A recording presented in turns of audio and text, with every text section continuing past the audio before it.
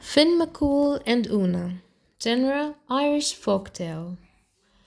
Long ago, in the beautiful land of Ireland, there lived a giant named Finn McCool. Finn was enormous and strong, and all day long he worked alongside his giant friends, building a bridge to Scotland. As he labored away, his wife was never far from his mind. Oonagh was her name, and Finn was devoted to her. They lived together at the very top of tall Knockmany Hill. It was quite a climb to get home every night, and there was never a break from the howling Irish winds. Yet there was a method to Finn's madness. The top of Knockmany Hill was a perfect lookout perch.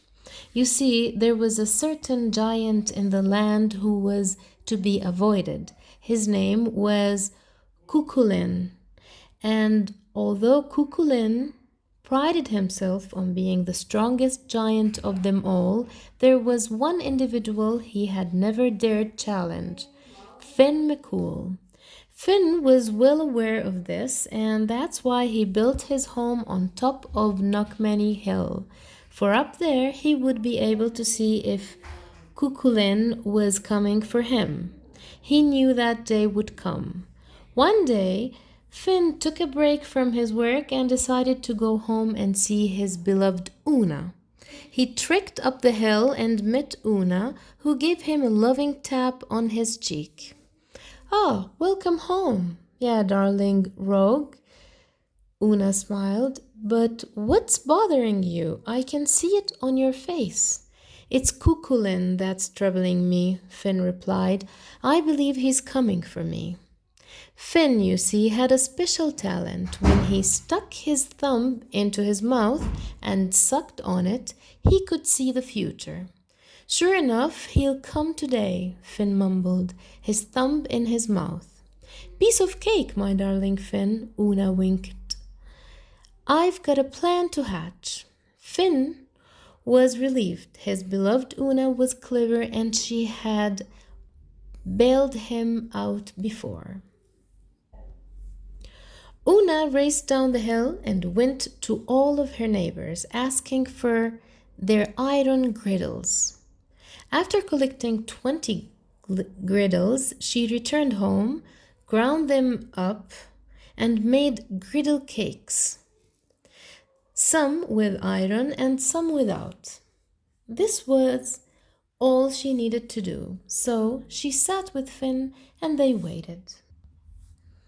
At 2 o'clock, Finn spied Cuchulainn climbing up the hill. "All right," Oonagh whispered to Finn. "Put on these baby clothes and climb into the crib." Finn looked perplexed, but he trusted her. "I'm looking for Finn McCool," Cuchulainn bellowed when he saw Oonagh. "I'm sorry, but he's not here," she replied. "He just went off to slay the giant Cuchulainn." "What? That's me you're talking about, and I'm here to slay him," he exclaimed. "Well, he's not here, but you can wait for him, and maybe you could help me with a few things that he usually does," Oonagh began. "On blustery days like today, he turns the house away from the wind. Would you mind? I can do that," Cuchulainn bragged. You see, Cuchulainn had a unique talent as well. He derived all his strength from his third finger. So he went outside and with only his third finger turned the house. "Thank you," Oonagh said. "You must be hungry. So eat these griddle cakes I've prepared. They are Finn's favorite, but he won't mind." "Griddle cakes?" Cuchulainn cried. "They're my favorite." He grabbed 2 of them and stuffed them into his mouth. "Ah!" he screamed. "I've broken my teeth.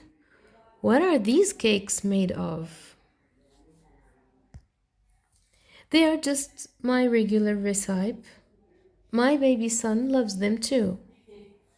Una said as she handed a griddle without iron to the baby in the crib, who was Finn disguised as a baby, of course.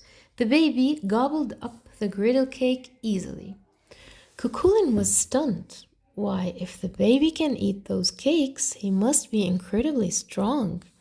You can say that again, Una agreed, but the boy is not nearly as strong as his father. With that, Cucullin changed his mind. Well, he mused, I will concede defeat and say that Finn McCool must be the strongest giant of all. But may I inspect this extraordinary boy's teeth? You may, Una replied. As Cucullin peered into the boy's mouth, Finn saw his chance and bit down hard on Cucullin's special third finger. Cucullin screamed in pain. That will teach you, Cucullin. Now hit the road, Una shouted, and don't ever come back. Cucullin raced down the hill, never to be seen or heard from again. Finn took off the baby clothes and hugged his wife in gratitude. She had taught him a lesson. Brains are better than brawn.